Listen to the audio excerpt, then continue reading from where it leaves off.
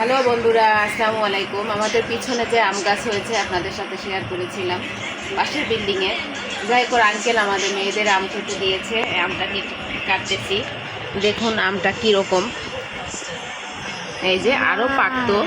যাই হোক, আমার মেয়ে খাবে এখনই। এগুলো গতবারও এরকম দিয়েছিল, অনেক মিষ্টি আমগুলো, তাই আপনাদের সাথে একটু শেয়ার করলাম। গাছ পাকা আম, ওয়াও, সুন্দর কালার।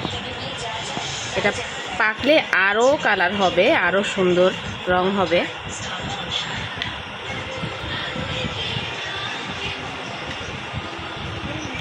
না পরে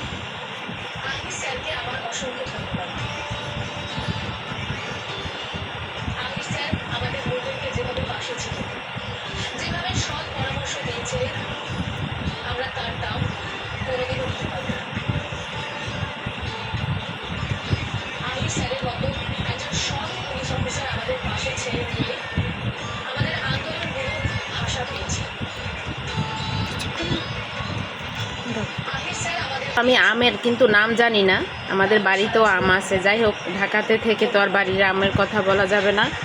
এই যে আমার শিলা হয়ে গেছে, এখন এটা কাটবো। একটা খেয়ে দেখতেছি।